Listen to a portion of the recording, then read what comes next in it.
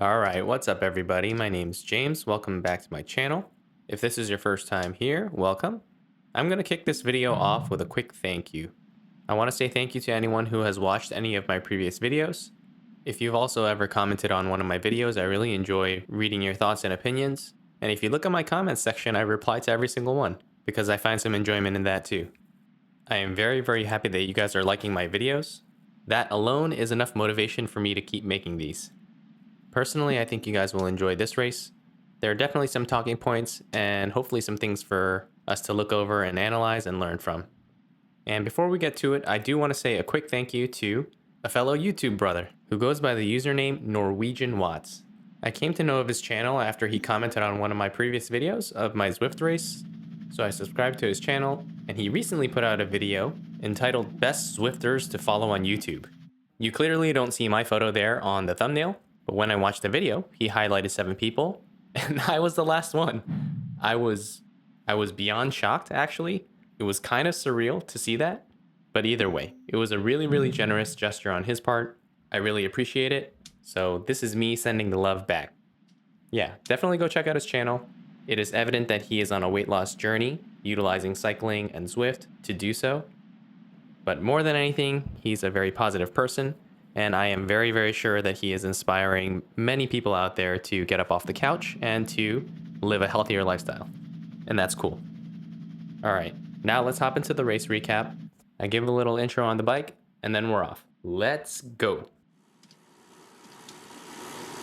All right, we got 140 left before Coastal Crown Loop, fresh out of 24. It is December 27th, 5:10 a.m. You might be wondering why I'm in prison. I'm not. I'm in the basement of my parents' second home, where we came out to vacation a little bit. I have about a week off of work, and I'm gonna be here for basically the entire week. So I had this not ideal, but decent trainer set up. I brought all my essentials. What's new?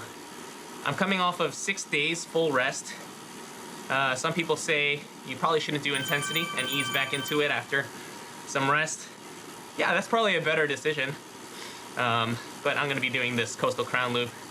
Not a particularly great climber, but being at the top of the Cat C category, at least when it comes to power to weight ratio, I'm hoping I do okay. But yeah, honestly, don't know how it's gonna go. I know there are 3 climbs. We're repeating the first one, so it's like a 3-minute climb, maybe a 5-minute climb, and then like another 3 minutes. So we'll see how this goes. Get rid of this. Okay, so after the last race that I had done on Volcano Circuit, placing second bumped my ZRS score up to 455, and I am inching closer to the 500 mark. Woohoo! All right, looks like we got 36 in this race. Coastal Crown Loop has a pretty long lead-in. The Mayan Mountainside KOM is the first climb, which leads into the second climb, Outta KOM, steep downhill, into a long flat, and then you hit the Mayan Mountainside KOM one last time for the final climb. So downhills and flat sections, here, and here, are places where you really need to find as much recovery as possible. All right, pretty chill start. Probably because people know that we're gonna be climbing today. On my 6 days off, it was full rest, other than, you know, household chores. Ah yes, the never-ending chores. I'll never be a Cat 1 racer, but I can be a Cat 1 husband and dad. Looks like one guy is going off the front. Looks like one guy is following. We're not gonna worry about that kind of thing today. Just wanna put in all the effort on the 3 climbs.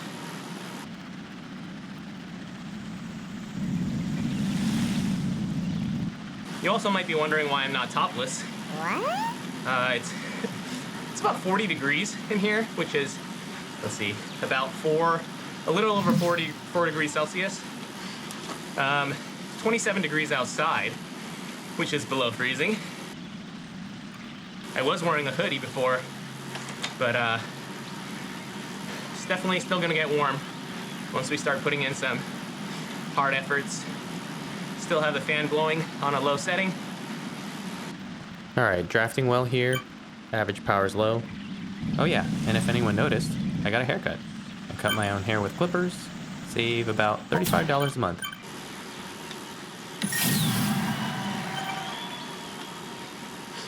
All right, we only get 2 power-ups. That one right there, invisibility, which is, I don't know, I feel like it's probably useless unless you're gonna put in an attack and hide it. Definitely want the feather, so hoping I get the feather on the next one. I mean, what are you gonna do? Use it somewhere else? I mean, I guess you could use it to sneak off the front a little bit before the climb, but the climbs are somewhat draftable on certain spots, so might as well use the draft. Yeah, see, that guy used the invisibility and popped back up. Yep, this guy too. Nobody wants it. Maybe I'm a little bit critical of the Ghost, but I actually end up using it later this race pretty strategically. And the elite racers utilize the Ghost much more frequently than the lower level racers, mainly because they are animating the race much more. So if I have the Zwift Play controllers, can I just go right here and just get into the pack? Like get more draft? Is that the benefit of it? Like probably the biggest benefit? I don't know, you guys can tell me. All right, don't let him get away.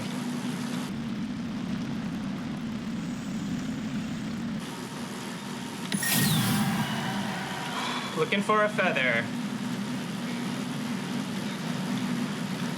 Got the feather. Question is, do I want to use it on the second longer one that has a steeper pitch at the end? I debated a little bit, but then I made my decision before we started the 2 climbs. All right, I'm only going to use it if I really, really need it.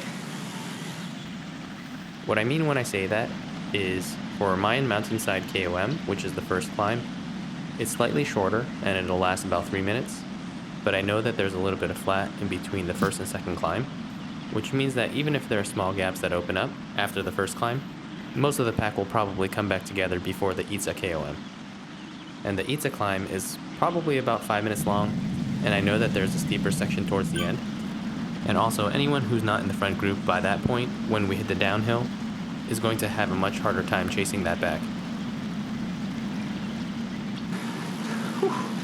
Legs hurt after rest week. Alright, so it turns out that I didn't need to pop the feather in order to stay with the front group on this first climb, which was nice. But it was definitely a VO2 effort. I had to average 300 watts for about 3.5 minutes. And you can tell by looking at my heart rate, which is in the mid 190s right now. I knew there was another banner here, but I don't want to risk it. So I'm still in a pretty good situation here. I need to try to recover before the second climb. It turns out that the pack actually pushes a little bit, and you can tell because my average power continues to slowly rise before we get to the meat of the second climb.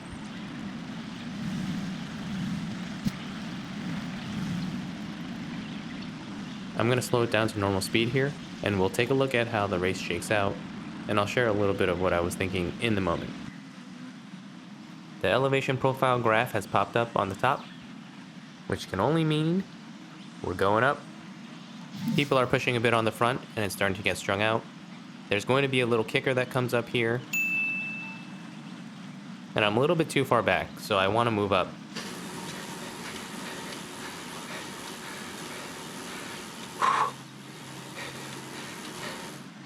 So I put in a little dig and move up on this kicker, just in time to get a front row seat to MJ's attack off the front. In my mind, one guy attacking off the front is not a huge issue. One guy follows him, 2 guys off the front, still not a huge issue. But it does increase the sense of urgency. The pack picks up the pace.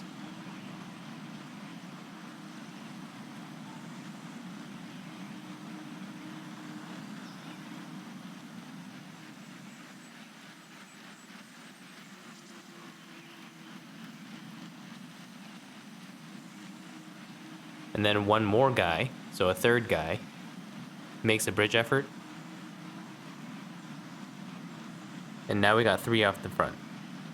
At this point now, alarm bells are definitely ringing, but just because the alarm bells are ringing doesn't mean you need to panic. But again, the sense of urgency goes up even more. I know there's still a little bit of climbing left. I'm being as patient as possible, and I need to put myself in a position where I can actually make a move to bridge across the gap. And the good thing is,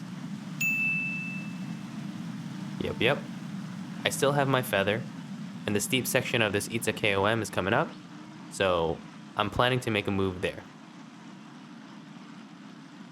We even have a fourth guy who's trying to bridge up to the break of 3, and now in my mind, I have to get to that front group by the time we crest the climb, or by the time we hit the downhill.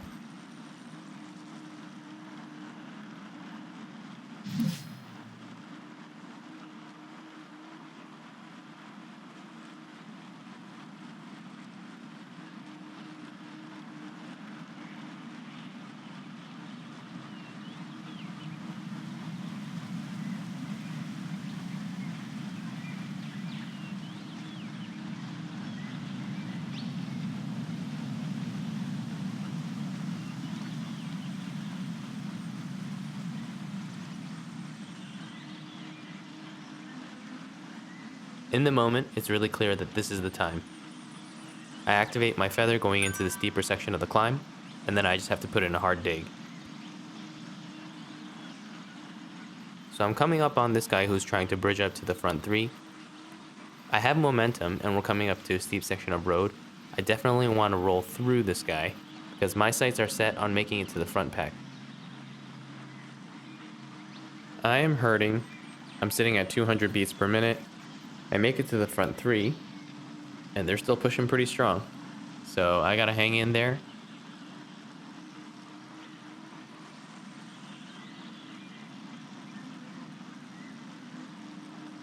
This one guy that I passed actually makes it back to us, which is great.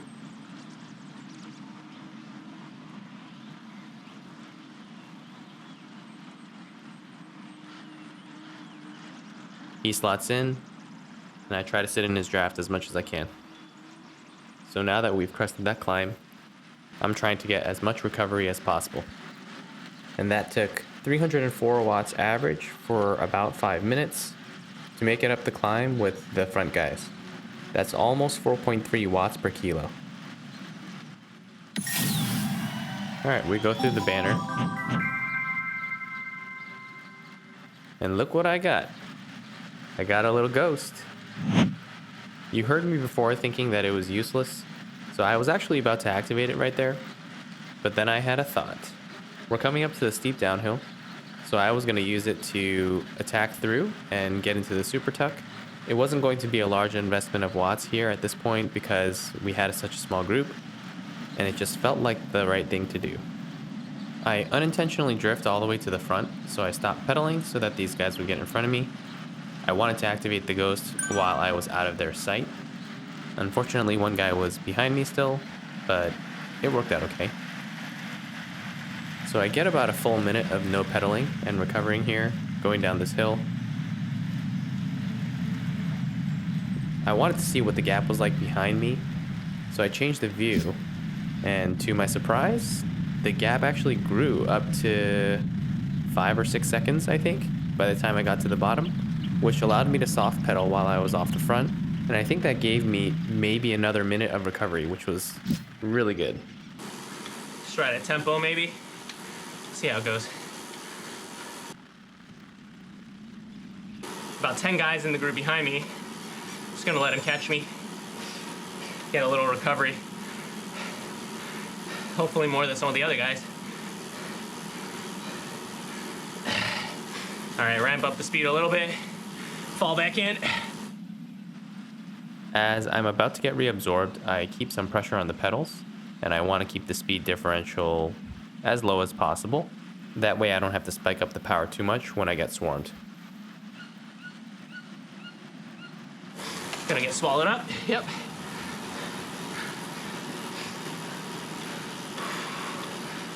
It's pretty good. Nothing eventful happens on the flats here, so I'm just drafting.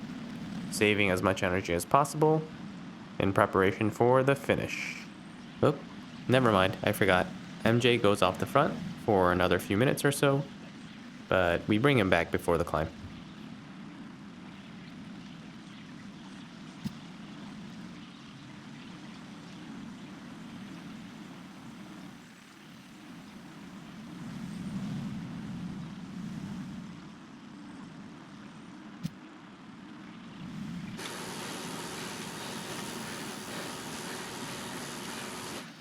All right, this is it. Final climb, final 2 kilometers.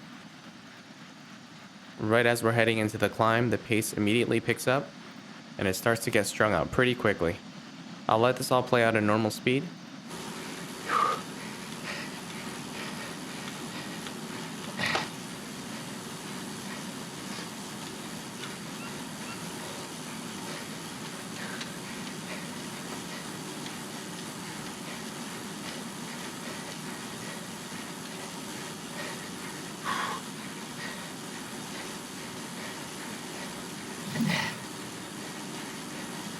Alright, we still have a long ways to go, about 1.6 kilometers left. Look who it is, it's MJ the GOAT himself. Going off the front on his own again.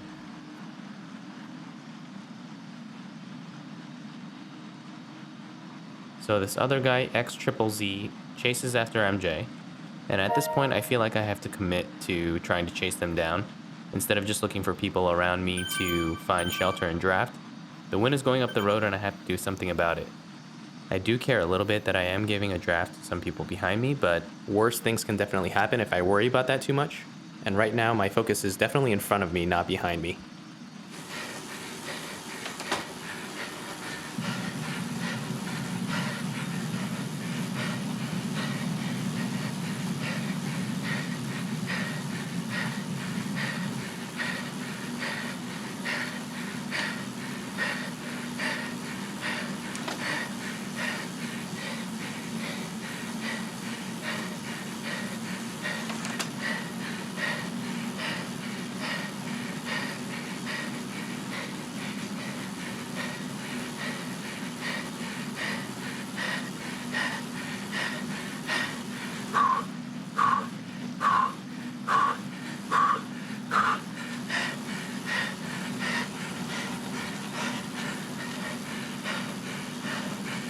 Alright, you can see I still saved my feather, and I am really trying to be patient with it.